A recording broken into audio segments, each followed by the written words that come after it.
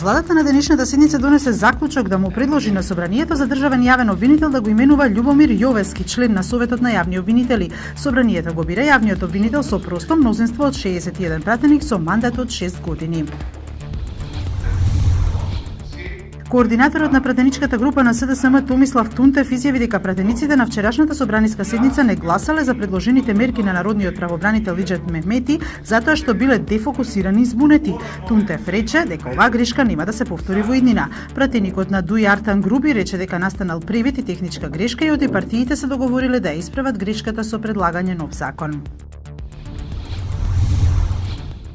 Сантијаго Вила Висенте, познати како Санти Вила, е можно наскоро да го замени лидерот на Каталунија Карлес Пучдемон. По новите избори во Каталунија, кои ќе се одржат на 21 декември, Вила сака да биде претседател на регионалната влада.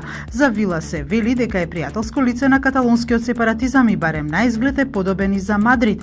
Тој е единствениот министер на каталонската регионална влада кој поднесе оставка кога оцени дека Пучдемон отишол предалеку во судирот со Мадрид.